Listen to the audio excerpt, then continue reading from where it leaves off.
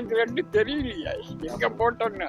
நேற்று சாப்பிட்ட சாப்பாடை இன்னைக்கு கேட்டா தெரியாது. அவங்க 2002 இருக்கும் போது அது தனி தொகுதியா இருந்திருக்கும், இப்ப வேற தொகுதியோட சேர்ந்திருக்கும். அவங்க குடும்பத்தோட காலி பண்ணி இங்க வந்திருப்பாங்க. அங்க போய் அவங்களோட வரிசை பாகம் என்ன, யாரை பிடிச்சி எப்படி கேட்பாங்கன்னு அவங்களுக்கு தெரியாம இருக்கு. பண்ணாம வெப்சைட்ல போய் பாருன்னு சொன்னா எத்தனை பேர் படிச்சாலே வெப்சைட்ல போய் எடுக்க முடியல சார். நீங்க நான் சொல்றேன், நீங்க காலையில இருந்தா அலையிறேன், குழப்ப விட்டுட்டு அலையிறேன். இது மாதிரி ரொம்ப பேர் வந்துட்டு போறாங்க. பாகம் என்ன, வரிசை என்ன, இதெல்லாம் கண்டுபிடிக்கிறதுக்கு மக்களுக்கு கொஞ்சம் சிரமமா இருக்கு. மக்களுக்கு புரியறதுக்கு கொஞ்சம் டைம் இருந்திருக்கலாம்.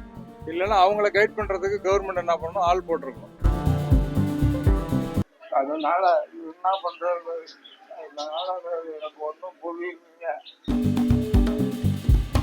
இந்திய தேர்தல் ஆணையம் தமிழ்நாடு உள்ளிட்ட 12 மாநிலங்களில் தற்போது சிறப்பு தீவிர வாக்காளர் திருத்த பணியை மேற்கொண்டு வருகிறது.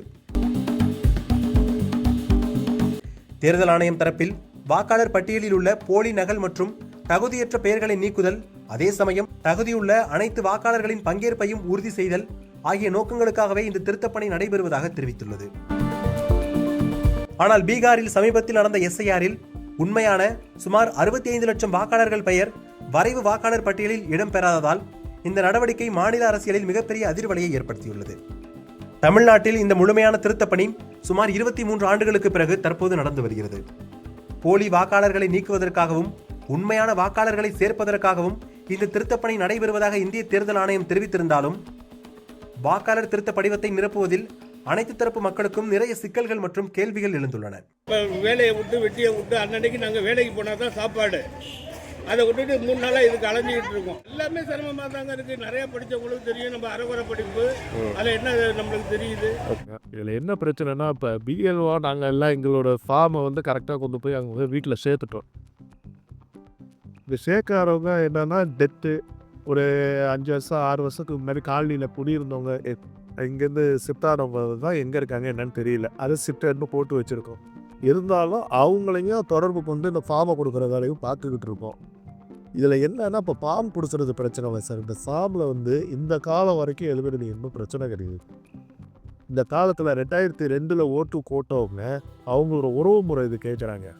இந்த உறவு முறையில் போடும்போது என்ன ஆகுதுன்னா, இப்போ வெளியூர்களுக்கு கல்யாணம் ஆகி வரவங்க அவங்களோட தகப்பனார் இல்லை தாயாரோட ஐடி ப்ரூஃபு, அவங்களோட பாகம் வரிசைன்னு கேட்குறாங்க. எஜுகேட்டட் பீப்புளுக்கு இதை எழுதுறி சிறப்புமா இப்போ பிறகு மாதிரி பாப்பா நம்ம போய் யாரை பார்த்து எப்படி எழுதுறோம். நம்மளும் எழுதி கொடுக்கறதுக்கான ரூல் இன்னும் வரல. நாங்களும் ஒரு எழுதி கொடுக்கறதுக்கான நிலைமையும் இல்லை. ஏன்னா நாளைக்கு எதுவும் எழுதி கொடுத்து அதில் எதுவும் தவறாயிடுச்சுமோ அது சரியான வழிகாட்டுதல் நிறைய எங்களுக்கு சரியான முறையில் செஞ்சாங்கன்னா தான் நம்ம பண்ண முடியும். 2002 தொகுதியில் இந்த பாகத்தில் யார் யார் ஓட்டு போட்டாரோ அந்த லிஸ்ட்டில் உள்ளவங்களுக்கு தான் இப்போ எங்களால் ஹெல்ப் பண்ண முடியும். மற்ற வெளியூரில் இருக்கிறவங்க அவங்களோட பாகம் விற்கிறாங்க. ஏன்னா எங்கள் வார்டில் இருக்கிறவங்க வெளியூரில் இருந்துப்பாங்க 2000 அவங்க நீங்கள் தான் எங்களுக்கு ஹெல்ப் பண்ணி கொடுக்குற. நீங்கள் அங்கே போய் கேளுங்கன்னா நான் தூக்கம் கூட தாரிப்பட்டிக்கு வந்துட்டோம், எங்களுக்கு யாருமே கிடையாது, நாங்கள் இப்படி வாங்குறதே சொல்லலாம். தமிழ்நாட்டில் உள்ள 6,41 லட்சம் வாக்காளர்களுக்கு இந்த திருத்தப் பணியை ஒரே மாதத்தில் எப்படி நடைமுறைப்படுத்த முடியும்? இதற்கான கால அவகாசம் மிகவும் குறைவு என அரசியல் வட்டாரத்திலும் பொதுமக்கள் மத்தியிலும் இந்த நடவடிக்கை அதிருப்தியை ஏற்படுத்தியுள்ளது. உங்களுக்கு ஸ்டாஃபே கிடையாது. 6 பேர் இருக்கிற வேண்டிய இடத்துல ஒரு ஆள் தான் இருக்கிறாங்க. அவங்க தனியால் இருந்து எல்லாத்தையுமே ஒரே ஆளே மேனேஜ் பண்ண முடியல அவங்களால. கடைசியில் ஓட் லிஸ்ட் வந்ததுக்கப்புறம் தான் யாரோட இதெல்லாம் ஸ்கேன் ஆனிச்சு ஆகலைங்கிறது தெரியும். மக்களுக்கு புரியறதுக்கு கொஞ்சம் டைம் இருந்திருக்கலாம். புரிஞ்ச கவர்மெண்ட் என்ன பண்ணிருக்கணும், இதுக்கு ஆள் போட்டிருக்கணும். முழுக்க இது கவர்மெண்டோட ஒரு தவறான அணுகுமுறை. இந்த மாதிரி அம்மா அப்பா பேரு, Aadhaar number, voter ID number, 22ல எங்க ஓட்டு போட்டீங்க அப்படின்லாம் கேட்டா எங்க இருந்து சொல்றது, இது ரெண்டு தெரியலையா எங்க போட்டோன்னு. நேற்று சாப்பிட்ட சாப்பாடை இன்னைக்கு கேட்டா தெரியாது. அதே போல 2002ஆம் ஆண்டு நடந்த எஸ்ஐஆரில் இது போன்ற விண்ணப்ப விநியோகம் இல்லை எனவும் அது எளிமையாக நடந்தது எனவும் அப்போது தஞ்சையில் வாக்களித்த சிலர் தெரிவித்தனர். இப்போ இந்த மாதிரி ஒன்றும் கேட்கல சார். அப்போ என்னன்னு கேட்டாங்கன்னா, அந்த லிஸ்ட்டை வச்சுக்கிட்டு உயிரோடு இருக்கவங்க உயிரோடு இல்லாதவங்களை மாத்திரம்தான் எடுத்தாங்க. மற்ற புதுசாக அப்ளை பண்ணோம்னா அதுக்கு என்னென்னு கைட் பண்ணாங்களோ இல்லையா, வேறு இந்த மாதிரி இந்த அளவுக்கு இப்போ ஃபார்மை கொடுத்துட்டு இந்த அளவுக்கு கஷ்டப்படுத்தலை. 2002ல் நாங்கள் ஓட்டு போட்டப்போ இந்த மாதிரி எஸ்ஐஆர் ஃபார்ம் எல்லாம் கிடையாது. வெறும் ஒரு ஓட்டு ஐடியை வச்சுட்டு ஒவ்வொரு ஸ்லிப்பு கொடுப்பாங்க, நாங்கள் கொண்டு போய் ஓட்டு போட்டுட்டு வந்துடுவோம். 2002 மற்றும் 2006 ஆண்டு நடந்த தேர்தலில் வாக்களித்தவர்களின் பட்டியலின் அடிப்படையில் அவர்களுக்கும் அவர்களின் வாரிசுகளுக்கும் ஓட்டுரிமம் பெறுவதற்கான தகவல்கள் அந்த விண்ணப்பத்தில் கொடுக்கப்பட்டிருக்கிறது. நகர பகுதியில் வாடகை வீடுகளில் மாறி மாறி வசிப்பவர்களுக்கும், வெளி மாநிலத்தில் இருந்து தமிழ்நாட்டில் நிரந்தரமாக வசித்து வருபவர்களுக்கும், ஏன் நகராட்சி பகுதியை சேர்ந்தவர்கள், உள்ளூர் மக்கள் என பல தரப்பினரும் அதில் இருக்கும் இருப்பின் எண், பாகம் எண், வரிசை எண் ஆகியவற்றை நிரப்புவதுதான் வாக்காளர்களுக்கு சவாலாக அமைந்துள்ளது. இதை எழுதுறோம்ல, இந்த எழுதுறத சரி பார்க்கறதுக்குன்னு ஒரு டேட்டா வச்சிருப்பாங்கல்ல, அந்த டேட்டாலேருந்து இவங்களுக்கு ஒரு இது கொடுக்கலாம். சர்வ ப்ராப்ளமாக வருது. சிலது அந்த லிஸ்ட்லேயே இல்லைன்னு காட்டுது. அப்படி இருக்கும் போது நம்ம எப்படி நேர்றது என்னன்னு எங்களுக்கு ஒரு பெரிய பிரமமா இருக்கேன். அவங்க அப்பா அம்மா 2002 இறந்துட்டாங்க. 2002 முன்னாடி இறந்துட்டாங்க. ஆனால் என்னோட ஃப்ரெண்டு 2021 ஓட்டு போட்டிருக்கான். இப்போ அவன் கேட்குறான். நேற்று கேட்டப்போ இவங்க என்ன சொல்கிறாங்கன்னா, என்னன்னு தெரியல. இவன் சொல்கிறான் அவங்கள்ட்ட, இந்த மாதிரி எங்கள் அப்பா அம்மா 2002 முன்னாடி இறந்துட்டாங்கன்னா, இவங்கள்ட்ட கேட்டதுக்கு இவங்க என்ன பதில் எதுவுமே சொல்ல மாட்டாங்க. என்னன்னு தெரியல அப்படிங்கிறாங்க. இன்னைக்கு தஞ்சாவூர் தொகுதி எண் 174. அதே 2002 தஞ்சாவூர் தொகுதி எண் 183. அன்னைக்கு எங்களோட பாகம் நம்பர் 83, இன்னைக்கு 63. அதே மாதிரி அந்த ஓட்டு பட்டியல்ல வரிசை எண்ணெல்லாம் மாறுது. இது இப்ப இருக்கிறத எடுத்துடலாம். ஆனா 2002 உள்ள எடுக்கிறது மிக கஷ்டமா இருக்கு.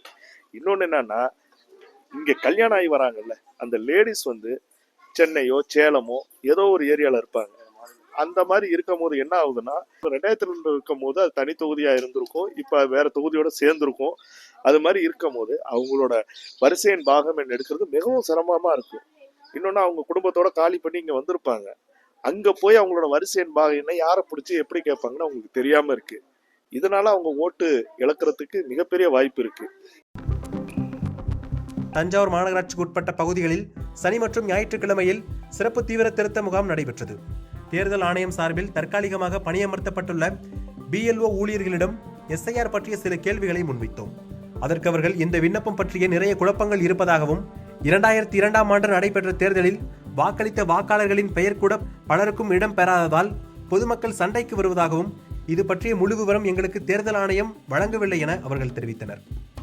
உதாரணத்திற்கு, 2002 ஆண்டு தேர்தலுக்கு முன்னதாகவே தற்போதைய வாக்காளரின் பெற்றோர் இறந்துவிட்டால் அவர்கள் எதன் அடிப்படையில் விண்ணப்பம் பூர்த்தி செய்ய வேண்டும் என்ற கேள்விக்கும், அவர்களின் உறவு முறையில் யாராவது வாக்களித்தவர்கள் பெயரை பதிவு செய்யலாம் என்றும், ஆனால் அவர்களது இருப்பின் எண் வேண்டும் எனவும் தெரிவித்தனர்.